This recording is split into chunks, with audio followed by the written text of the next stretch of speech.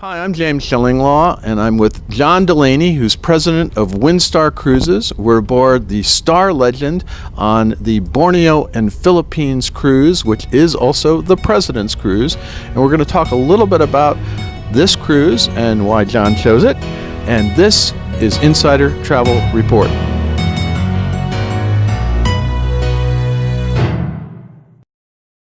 John, we're actually on the last day. It's hard to believe. It went by so quickly. 14 days visiting. We started in Singapore and we went to Borneo, which was amazing. I've never been, and we went to Philippines. Now, why did you choose this particular one, which is a long one for you, right? Too. It is 14 days, and as you said, it's gone very quickly. Hard to believe we're finishing in Hong Kong as tomorrow.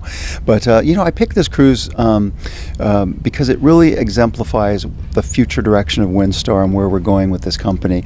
Since I started a year and a half ago, we've added 150 ports, and what you've just experienced these last 2 weeks are great examples of that. We're really pushing the ships further than we've ever gone before. More places in Northern Europe, of course, Asia, China, Japan, Alaska, Canada, New England, and this really just marks the beginning of that itinerary expansion. But it's not just what countries we're visiting, James. As you've seen this week, it's about the port selection.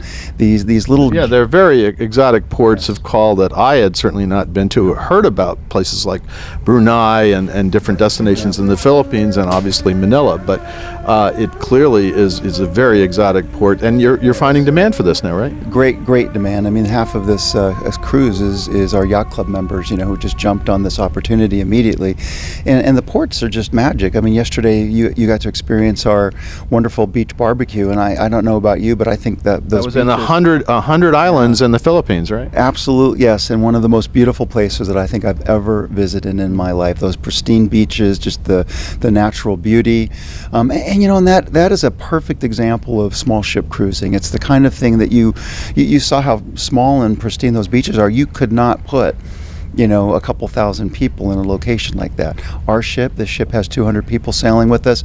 Perfect example of small ship. I think the 2 days before you said Coron was the most beautiful port you ever had, and it was hard to believe that we ended up in, which was an amazing port of call in Coron, which this incredible lake on top of Coron Island or in the middle of it, and we went swimming, or I did actually, and it was an amazing port. And then a few days later, after we did Manila, we were in 100 islands, which is out of the 3,000 islands in the Philippines, there was 100 of them.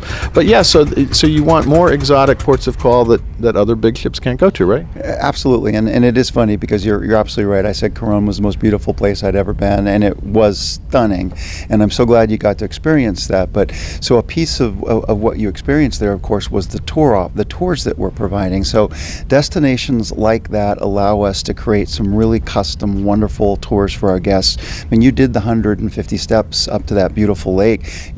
I just can't imagine, that trail was already crowded with just our group and the local tourists. You just, again, could not have several thousand people visiting a destination like that. So the combination of where we sail and then what we do when we get there is our big focus at Windstar. Very customized, special, authentic excursions that really get people closer to the destination. And of course, beyond the destinations and the excursions, we've also had a chance to experience this marvelous crew, a lot of whom are Filipino, and of course this was in many cases a great cruise for them because they got to go back to Manila and introduce their families to this wonderful ship and what they do, and very often they're not in this area, right?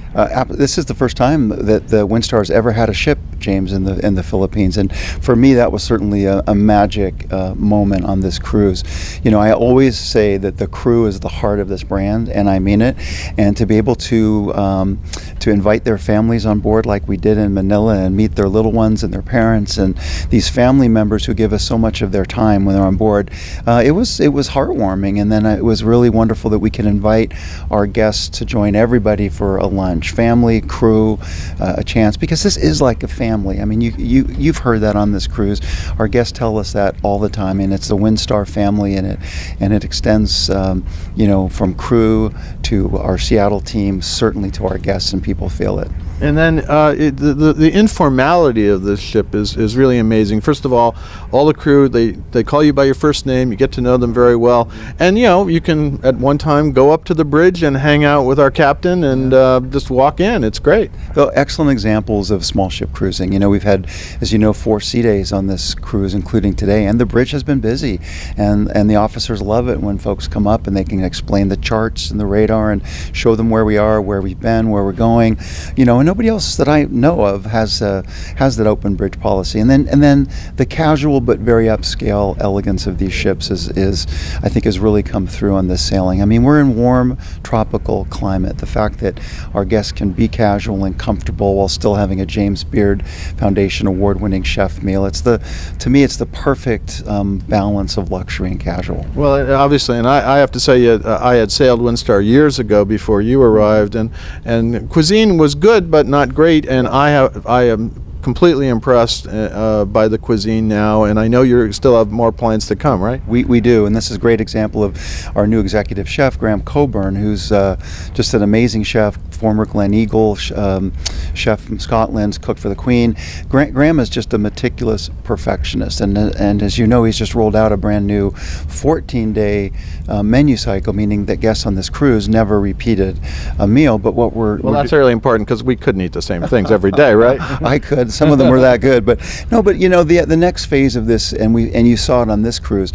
We introduced a lot of local cuisine. We had Malaysian specialties and Filipino specialties. So we want to take that more broadly around the world as well. So a wonderful menu rotation, but that also includes local sourcing with authentic recipes. Yeah. Anything else you want to add in terms of what you have planned for Windstar? Well, I will say there's a few secrets coming. There's a few big things in the pipeline, James, and I look forward to sharing those with you. I know I'll probably see you at Sea Trade. It's a very exciting time for Windstar. 2017, we laid the groundwork for a lot of what's going to come, and what will be announced in 2018, which will be a year of big initiatives and enhancements. Well, John, it's been such a pleasure to be with you on your President's Cruise, which was also the Godmother's Cruise with Gloria Bowen, the ship's godmother, also on board. We had a marvelous time. Thanks very much, and I look forward to cruising with you again soon. James, it's always a pleasure to have you out here. Thank you for sailing with us, and we'll see you at Sea Trade. I'm James Shillinglaw, and this is Insider Travel Report.